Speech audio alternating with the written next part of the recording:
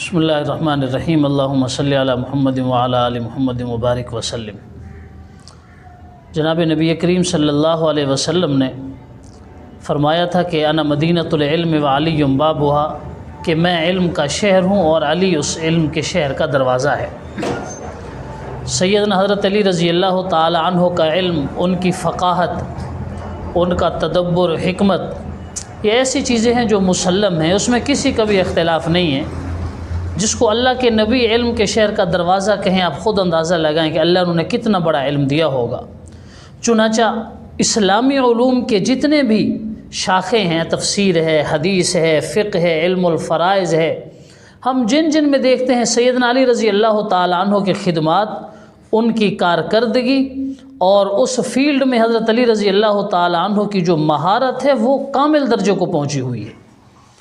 حضرت علی رضی اللہ تعالی عنہ کو اگر ہم تفسیر کے اعتبار سے دیکھیں تو حضرت عبداللہ بن مسعود رضی اللہ تعالی عنہ کا ارشاد گرامی ہے کہ حضرت علی رضی اللہ تعالی عنہ قرآن کو سب سے زیادہ جاننے والے تھے۔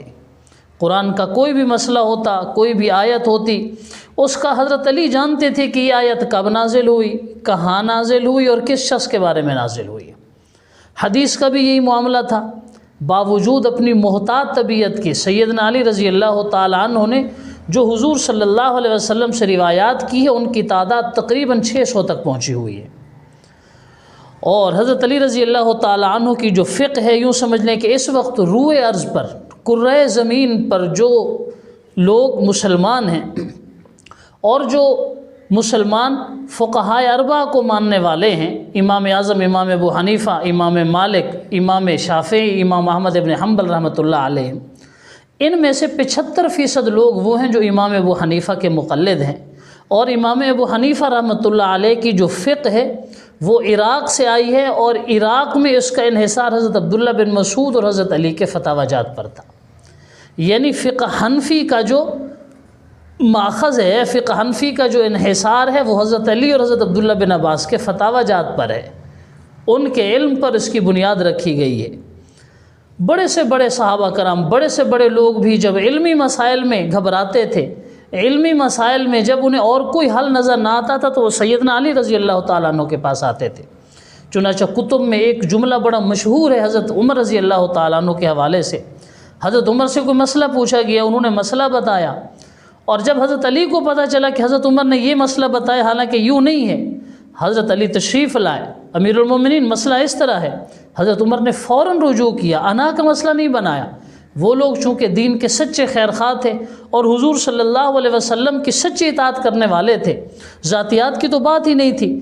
حضرت عمر رضی اللہ تعالی عنہ نے بسا اوقات یہ جملہ اپنی زبان مبارک سے ارشاد فرمایا، لولا علی لہلک عمر، کہ اے علی اگر آپ آج نہ ہوتے تو میں غلط مسئلہ بتانے کی وجہ سے ہلاک ہو جاتا۔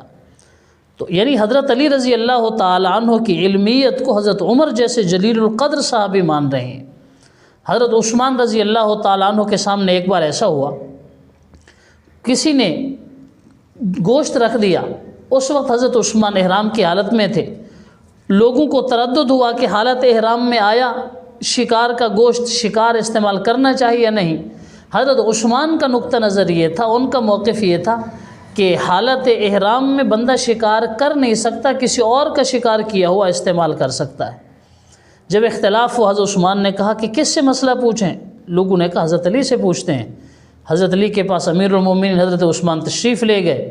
سیدنا علی رضی اللہ تعالیٰ عنہ کام میں مصروف تھے، فوراً متوجہ ہوئے، جی امیر المومنین کیسے تشریف آوری ہوئی؟ انہوں نے کہا حضرت ایسے مسئلہ پوچھنے کے لیے آئے ہیں۔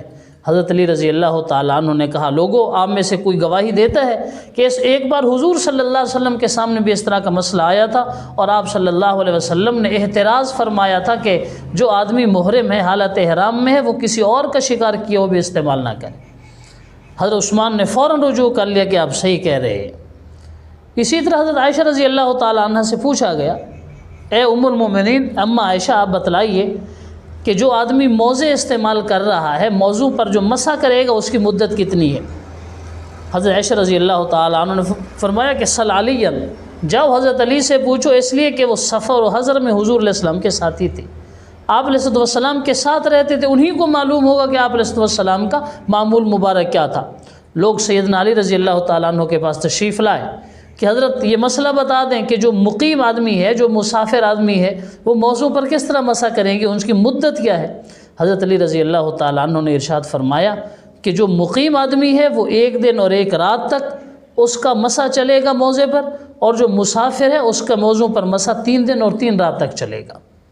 خود سیدنا امیر معاویہ رضی اللہ تعالیٰ عنہ کہ حضرت علی اور حضرت معاویہ میں ٹھنی رہی ایک عرصے تک، ان کے آپس میں جنگیں بھی ہوئیں، لڑائیاں ہوئیں، دونوں طرف سے مخلص مسلمان شہید ہوئے، لیکن جب علمی مسائل میں حضرت امیر معاویہ رضی اللہ تعالیٰ عنہ کو کبھی مشکل پیش آتی تھی، وہ بھی اپنا قاصد حضرت علی کے پاس بھیجتے تھے۔ یعنی یہ ان لوگوں کے سچا ہونے کی گواہی ہے، چونکہ ذاتیات کا تو معاملہ ہی نہیں تھا، بات ساری کی ساری اپنے اپنے اجتہاد کی تھی۔ چنانچہ ایک بار ایسا ہوا، حضرت معاویہ رضی اللہ تعالیٰ عنہ نے خط لکھا سیدنا علی رضی اللہ تعالیٰ عنہ کے پاس کہ اے علی بتلائیے جو خنثی مشکل ہے اس کو وراثت کون سے ملے گی؟ یعنی ایسا آدمی جو ہجڑوں والی کیفیات رکھتا ہے، ان کی صفات رکھتا ہے، اور پیدائشی طور پر یہ بھی ایک قسم ہے، تو اس کو مذکر والی وراثت ملے یا مؤنث والی وراثت ملے۔ تو حضرت علی رضی اللہ تعالیٰ عنہ سے یہ مسائل حضرت معاویہ رضی اللہ تعالیٰ عنہ نے پوچھے۔ دیکھیے حضرت عائشہ پوچھ رہی ہیں، حضرت عثمان پوچھ رہے ہیں، حضرت عمر پوچھ رہے ہیں، تو یہ سارے حضرات ان کا پوچھنا اس بات کی دلیل ہے کہ اللہ تعالیٰ نے حضرت علی رضی اللہ تعالیٰ عنہ کو بہت علم دیا تھا، اور وہ بلا شبہ علم کے شہر کے دروازے تھے۔ ہم 1-2 ایسے واقعات ذکر کرتے ہیں جن سے آپ کو حضرت علی کے رسوخ علمی کا اندازہ ہوگا کہ ان کا علم کتنا گہرائی والا تھا۔ ایک بار حضرت علی رضی اللہ تعالیٰ عنہ کے پاس ایک مسئلہ آیا، 3 آدمی آئے، امیر المومنین ہمارے پاس اونٹ ہیں 17 کی تعداد میں، ہم نے انہیں آپس میں تقسیم کرنا ہے، اور یہ ہمارے پاس سے تقسیم ہو نہیں رہے۔ حضرت علی نے پوچھا کس اعتبار سے تقسیم کرنے ہیں؟ تو ایک آدمی کہنے لگا جی حضرت میرے تو 2 اونٹ ہیں، 17 میں سے میں تو چلو 2 لے لوں گا، لیکن ان 17 میں سے ایک آدمی کے 1/2 یعنی آدھے ہیں، اور دوسرے کے 1/3 یعنی 1/3 ہے۔ اب 17 کے 3 حصے کیسے کریں، 17 کے 2 حصے کیسے کریں؟ یہ کنفیوژن ہے، یہ مسئلہ ہے، اس کو برائے مہربانی حل کر دیں۔ حضرت علی رضی اللہ تعالیٰ عنہ نے فرمایا یہ تو کوئی مسئلہ ہی نہیں ہے۔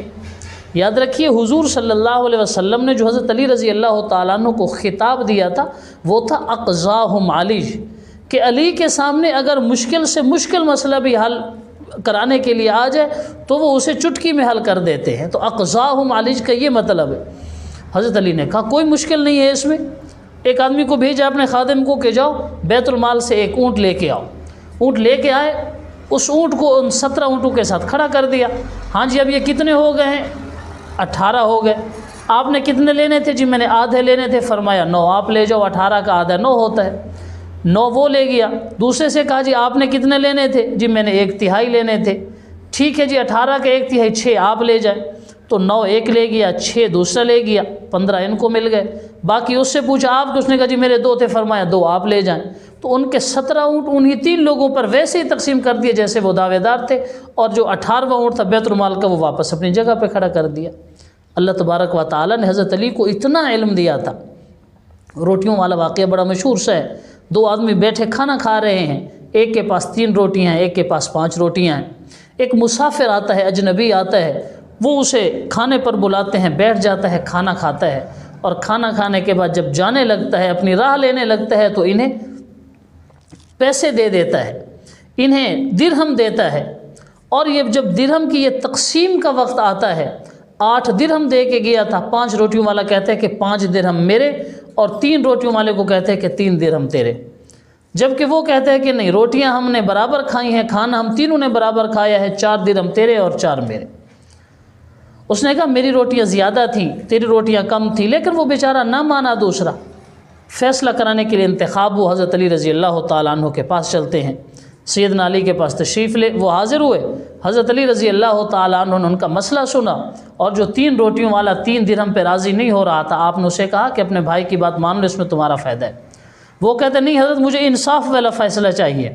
حضرت علی نے کہا انصاف کا فیصلہ یہ ہے تجھے 1 درہم ملے گا اور اس کو 7 درہم ملیں گے۔ وہ حیران ہوا کہ حضرت یہ بات سمجھائیں تو اسی مجھے کیوں 1 درہم ملے گا؟ حضرت علی نے کہا بھی دیکھو تم 3 لوگ کھانا کھانے والے تھے، 8 روٹیاں تھیں، اب ہر روٹی کے اگر ہم 3 حصے کریں تو یہ 24 حصے بنتے ہیں، 24 حصے، 24 ٹکڑے، 24 لقمے بنے ہیں ٹوٹل آپ کی روٹیوں کے، اور 3 لوگ کھانے والے تھے تو ہر ایک کے حصے میں 8 لقمے آئے ہیں۔ 8 آپ نے کھائے ہیں، 8 آپ کے اس دوست نے کھائے ہیں، اور 8 اس مسافر نے کھائے۔ آپ کے دوست نے 8 لقمے کھائے، جبکہ اس کی روٹیاں 5 تھیں، ان کے 15 ٹکڑے ہوئے۔ آپ کی روٹیاں 3 تھیں، ان کے 9 ٹکڑے ہوئے، ان میں سے 8 آپ نے کھائے۔ تو آپ کا 1 ٹکڑا مہمان نے کھایا اور آپ کے دوست کے 7 ٹکڑے اس مہمان نے کھائے، تو اس کی روٹیوں کے بدلے میں 7 ٹکڑوں کے بدلے میں اس کو 7 درہم ملیں گے، اور آپ کی روٹیوں کے 1 ٹکڑے کے بدلے میں آپ کو 1 درہم ملے گا۔ اس کا اگرچہ اس میں مالی طور پر نقصان ہوا، لیکن وہ بہت خوش ہوا کہ واقعتاً آپ نے ایسا فیصلہ کیا ہے جس سے میری عقل حیران رہے گی اور میرا دل مطمئن ہو گیا ہے۔ غرض حضرت علی رضی اللہ تعالیٰ عنہ تصوف کے بھی امام ہیں، تصوف کے امام ہیں۔ تصوف کے جو ہمارے ہاں سلسلے چلتے ہیں، ان کا سلسلہ بھی سیدنا علی المرتضیٰ رضی اللہ تعالیٰ عنہ تک پہنچتا ہے۔ یہی وجہ ہے کہ حضرت علی رضی اللہ تعالیٰ عنہ کو امام ولایت کہا جاتا ہے، سرتاج ولایت کہا جاتا ہے۔ وہ ولیوں کے بھی سردار ہیں۔ علم الفرائض جو علم المیراث ہے، انتہائی مشکل فن ہے، اس میں بھی حضرت علی رضی اللہ تعالیٰ عنہ کو کامل درجے کا علم حاصل تھا۔ اللہ تعالیٰ حضرت علی رضی اللہ تعالیٰ عنہ کے علوم میں سے ہمیں حصہ نصیب فرمائے۔ السلام علیکم۔